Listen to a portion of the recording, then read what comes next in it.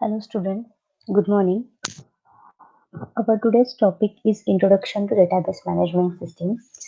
So, to focus on what is a database management system, firstly we see the what is the basic term which are used in a database management system. So when we use the word database management system, at that time firstly in our mind हमारे दिमाग में आता है कि data. What is data? Data क्या होता है? So data is facts and figures that can be recorded in a system. मतलब ऐसे कोई फैक्ट्स होते हैं, ऐसे कोई फिगर्स होते हैं जिसका कुछ ना कुछ मीनिंग होता है. वो क्या है? हम सिस्टम में स्टोर करते हैं. जैसे कि हम कोई प्रोजेक्ट के ऊपर वर्क कर रहे हैं या फिर हम किसी थ्योरी के ऊपर वर्क कर रहे हैं, तो हम क्या करते हैं? वो पूरा डेटा हम रिकॉर्ड नहीं करते या फिर पूरी जो थीसिस है वो हम रिकॉर्ड नहीं करते या फिर वो हम पॉइंट आउट नहीं करते. जो उसमें से जो फैक्ट्स है, जो फिगर्स है, जो हमें एक्चुअल में कुछ नॉलेज प्रोवाइड करती है, उसे हम डेटा बोलते हैं. सो data is in the form of text, number, images, audio and video. So data different different form में होता है. पर्टिकुलर कोई नंबर हो सकता है, कोई इमेज एज अ डेटा हो सकती है, audio, video. So it's all the data. So next is information. So जब हमें डेटा पता चलता है क्या है, तो उसके बाद में व्हाट इज इंफॉर्मेशन. इंफॉर्मेशन क्या है? So data is represented in a meaningful form. So जो डेटा होता है वो मीनिंगफुल फॉर्म में जब रिप्रेजेंट होता है तब उसे इंफॉर्मेशन कहा जाता है. सो अब हम डेटा और इंफॉर्मेशन से फैमिलियर हो गए. So next term is the database. हमने बहुत बार डेटाबेस नाम सुना है, हम ये वर्ड्स से बहुत ज्यादा फैमिलियर है. सो डेटाबेस क्या है? Database is organized collection of relevant data items stored in a one place. So particular कोई एक जगह होती है, particular कोई एक पॉइंट होता है जहाँ पे सारा डेटा स्टोर होता है. सारा डेटा जो होता है वो रिलेवेंट फॉर्म में होता है. फॉर एग्जाम्पल अगर हम देखेंगे स्टूडेंट का डेटाबेस, रिलेवेंट डेटा क्यों बोला गया है? क्योंकि स्टूडेंट का डेटाबेस है तो वो डेटाबेस में स्टूडेंट की इंफॉर्मेशन ही स्टोर रहेगी. Okay, so it is designed for an for offer an organized mechanism for the purpose of storing, managing and retrieving information. So database किस लिए डिजाइन किए गए हैं? कि लार्ज अमाउंट ऑफ डेटा हम क्या कर सके? उसमें स्टोर कर सके, वो डेटा को हम मैनेज कर सके और वो डेटा से हम इंफॉर्मेशन रिट्राइव कर सके. अब डेटाबेस क्यों बनाए गए हैं? क्या इम्पोर्टेंस है डेटाबेस की? सो हम देखते हैं कि बहुत सारा डेटा होता है. हम जब बहुत सारे डेटा के साथ डील करते हैं तो हमें क्या है? हम वो डेटा एक किसी बुक के ऊपर या फिर किसी टेक्स्ट बुक के ऊपर हम लिख के नहीं रख सकते. अगर हम लिख के रखेंगे तो हमें पर्टिकुलर टर्म कोई फाइंड आउट करने में क्या होगी? दिक्कत होगी या फिर वो बहुत ज़्यादा प्रॉब्लम क्रिएट करेगी. डेटाबेस ऐसी एक सिस्टम है, ऑर्गेनाइज्ड सिस्टम है, जहाँ पे हम क्या है कंप्यूटर में एक पर्टिकुलर सॉफ्टवेयर बना सकते हैं, कोई प्लेटफॉर्म क्रिएट कर सकते हैं, उसमें हम क्या है वो सारी इंफॉर्मेशन स्टोर कर सकते हैं, जिससे हम क्या है उससे इजीली एक्सेस कर सकते हैं. अगर उसमें हमें कोई मॉडिफिकेशन करना हो, कोई चेंजेस करना हो, तो हम क्या है उसमें इजीली चेंजेस कर सकते हैं. This is a database. Okay, अभी हमें डेटा पता चल गया क्या है, इंफॉर्मेशन क्या है, डेटाबेस क्या है. सो हमारा जो मेन टॉपिक है वो है database management system. So actual में डेटाबेस मैनेजमेंट सिस्टम क्या है और वो क्या वर्क करता है?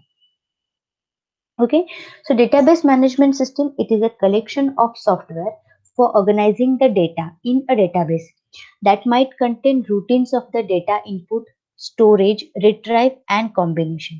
So database management system actually में क्या वर्क करती है? So it is a collection of software, different different software combine होके, different different languages combine होके particular एक software होती है जिसके थ्रू हम क्या करते हैं? डेटाबेस क्रिएट कर सकते हैं. तो डेटाबेस का इनपुट मतलब डेटाबेस में हम डेटा कैसे स्टोर करेंगे, डेटाबेस से डेटा हम कैसे रिट्राइव करेंगे, डेटाबेस में जो डेटा हम स्टोर करेंगे वो एक दूसरे से कैसे रिलेट कर सकते हैं, उनका एक दूसरे से लिंकअप कैसे कर सकते हैं, ये हम कहाँ पे पता चलेगा? डेटाबेस मैनेजमेंट सिस्टम में. So in short, DBMS provides an environment that is both convenient and efficient to use. So this is a database management system. अब डेटाबेस मैनेजमेंट सिस्टम के और डेटाबेस के क्या एप्लीकेशन है? जैसे कि हम बैंक में जाते हैं, बैंक में हम देखते हैं कि क्या है, जैसे कि हमें कोई इन्फॉर्मेशन रिट्राइव करनी है तो हम क्या बोलते हैं, हमारा अकाउंट नंबर वहां पे बोलते हैं। So through that account number हमारी जो जितनी इंफॉर्मेशन है वो हम क्या कर सकते हैं, वहां से रिट्राइव कर सकते हैं। मतलब बैंकिंग में क्या हो गया, ऑल ट्रांजैक्शन के लिए क्या है, डेटाबेस क्रिएट किया गया है। कौन से अकाउंट से कितने पैसे गए, कितने क्रेडिट हुए, कितने डेबिट हुए, ये क्या है, डेटाबेस है। एयरलाइंस में जो रिजर्वेशन होती है, जो शेड्यूल डिसाइडेड होते हैं, जिसके थ्रू क्या है टिकट्स बुक होते हैं, this is also a one type of database.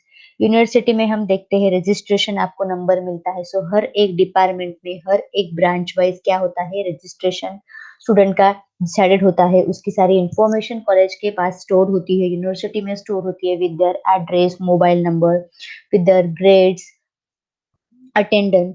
So this is a database management system. So कहीं पे भी हम जाओ, व्हेन कहीं पे भी हम जाते हैं, मूवी में जाओ या फिर कहीं घूमने जाओ, तो क्या है, हम डेटाबेस हर जगह पे देखते हैं कि हर एक चीज के लिए क्या गया है, डेटाबेस क्रिएट किया गया है to store the information, to manage that information, to retrieve that information. So this is the database management system. So now a databases touch all the aspects of our lives. मतलब हम कहीं पे भी जाते हैं तो हम क्या है, डेटाबेस से डील करते हैं। सो जब डेटाबेस क्रिएट नहीं था या फिर जब डेटाबेस टर्म नहीं थी तो पहले क्या था, तो पहले फाइल सिस्टम थी। तो फाइल सिस्टम क्या है, file system is a collection of programs that manage and store data in files and folders in a computer hard disk।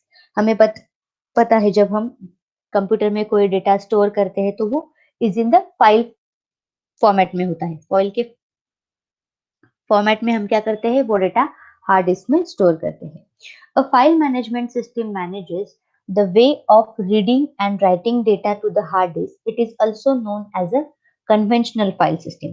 So file system क्या मैनेज करती है, reading a data, writing a data. So जैसे हम database hard disk में, जैसे हम वो file hard disk में स्टोर करते हैं, तो वो हार्ड डिस्क में वो फाइल का जो रीडिंग होता है, राइटिंग होता है, वो फाइल सिस्टम मैनेज करती है। So this file system is actually stored a data in isolated files which have their own physical location on the drive, and you just manually go to this location to access this file. It is the easiest way to store the data like text, video, images, audio, etc. in a general files. Okay. So कहीं पे भी जाओ हम क्या करते हैं, particular data हमें access करने के लिए वो फोल्डर में जाके क्या करना पड़ता है, एक्सेस करना पड़ता है। So data redundancy is high in file management system and it can not be control easily. Data consistency is not met and the integration of the data is hard to achieve. File system के कुछ drawbacks है जिसे overcome करने के लिए database management system develop की गई है। सो फाइल सिस्टम के कौन से ड्रॉबैक्स है जो डेटाबेस मैनेजमेंट सिस्टम ने क्या है, ओवरकम किए हैं। So in the early days database applications were built on top of the file system. So drawbacks of using the file system to store the data, first is the data redundancy and data inconsistency. So data redundancy का मतलब क्या है कि different different file format होते हैं और according to that file format हम क्या करते हैं, different different लोकेशन पे वो फाइल स्टोर करते हैं। सो इसकी वजह से क्या होता है, particular file format according to that data हमें रिट्राइव करना बहुत कॉम्प्लेक्स होता है। हर एक फाइल का फॉर्मेट फाइंड आउट करो, उसमें कौन सा डेटा स्टोर किया है वो सर्च करो, फिर उसके बाद में वो फाइल रिट्राइव करने के बाद एक्चुअल हमें जो वैल्यू चाहिए उसे वो फाइंड आउट करना पड़ता है। उसके बाद में फाइल फॉर्मेट से डेटा डुप्लीकेशन बहुत ज्यादा क्रिएट होता है। डेटा डुप्लीकेशन मतलब एक ही डेटा दो तीन बार क्या है, स्टोर किया गया है, इसलिए data duplication. File format, file का फॉर्मेट अलग अलग होने के कारण क्या है, हम डेटा डबल डबल स्टोर करते हैं। So it creates a data duplication. लेकिन डेटाबेस मैनेजमेंट सिस्टम क्या करता है, data redundancy and data inconsistency remove करता है। Difficulty in accessing data, need to write a new program to carry out each new task. हमें एक particular कोई data access करना है फाइल सिस्टम से, तो हमें क्या करना पड़ता है, कोई प्रोग्राम फाइंड आउट करना पड़ता है या फिर कोई प्रोग्राम लिखना पड़ता है कि हम क्या करें, वो डेटा एक्सेस कर सके। लेकिन डेटाबेस मैनेजमेंट सिस्टम में नहीं है। आपने अगर पर्टिकुलर कोई प्राइमरी की असाइन की है या फिर आपको वो रो पता है, कॉलम पता है, टपल पता है, तो आप क्या कर सकते हैं, इजीली डेटा आइसोलेट कर सकते हैं। डेटा आइसोलेशन होता है फाइल सिस्टम में। आइसोलेशन का मतलब क्या है? Differentiation. Different different file formats होती है, so different different file format के कारण डिफरेंट डिफरेंट जगहों पे, लोकेशन पे डेटा स्टोर किया जाता है और वो एक्सेस करने में दिक्कत होती है। So next is a concurrent access by the multiple users. Concurrent access by multiple users क्या है कि concurrent access needed for performance and uncontrolled concurrent access can lead to the inconsistencies. For example, two people reading a balance and updating it at the same time. मतलब क्या है कि एक ही database अगर different different user different different location से use करे, जैसे कि मल्टी यूजर सिस्टम, तो डेटाबेस में कोई चेंजेस नहीं होते अगर वो डेटाबेस को अपडेट भी कर रहे होंगे तो। लेकिन फाइल सिस्टम में अगर एक ही फाइल पर्टिकुलर पर्सन एक जगह पे यूज कर, एट अ टाइम एक ही पर्सन यूज कर सकता है, अगर उसने जो मैनिपुलेशन की है वही उसमें स्टोर रहेंगे, उसके बाद जब दूसरा पर्सन आके उसे चेंजेस करता है तो वो पर्सन ने जो चेंजेस किए वो सेव रहेंगे। सो फाइल सिस्टम कॉन्करेंट या फिर मल्टी यूजर सिस्टम को सपोर्ट नहीं करती थी। सो डेटाबेस मैनेजमेंट सिस्टम क्या है? Multi user system.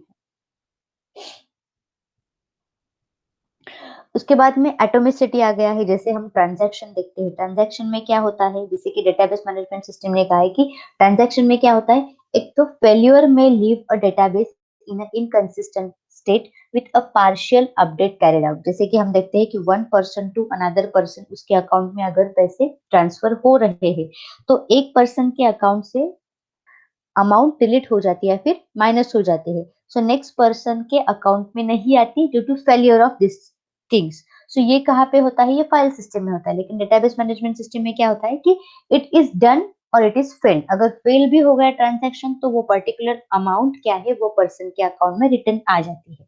So these are the some drawbacks of the file system which is overcome by the database management system. So database management system offers solution for all the problems which are created by the file system. Okay.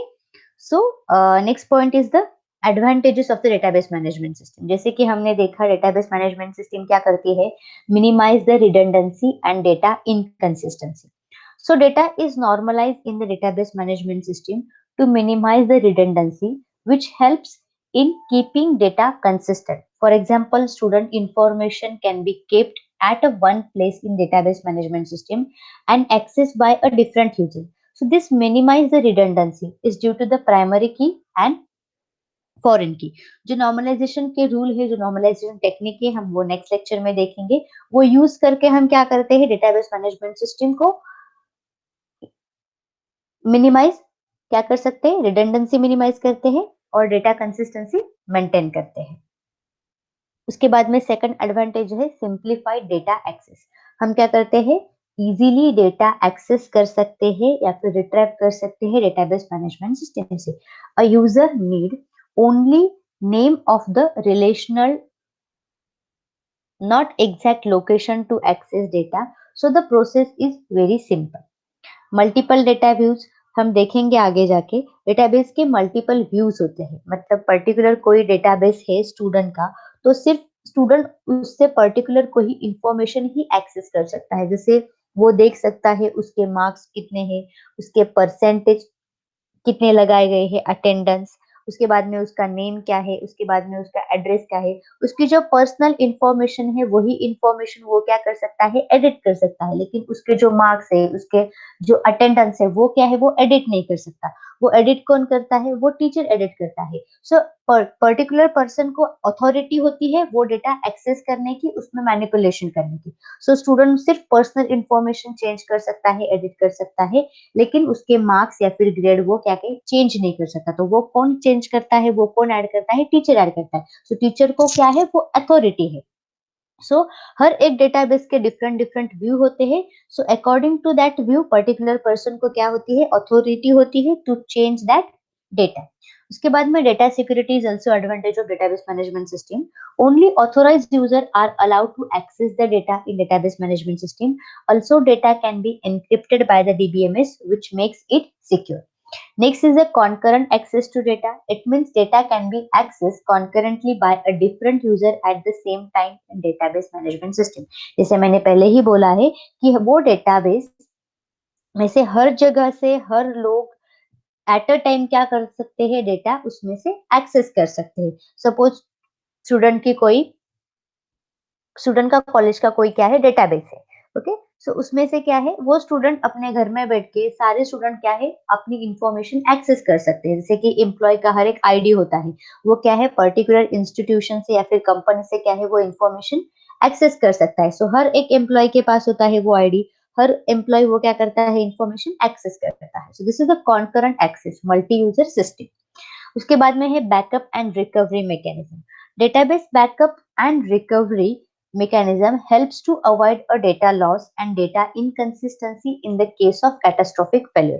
मतलब कोई failure आता है तो database management system क्या है, उसका backup plan every time क्या करता है, मेंटेन करके रखता है। So this is the basic introduction of the database management system. In this lecture we see what is database management system, what is the term of database, after that what is the application of or what is the advantages of the database management system. So thank you.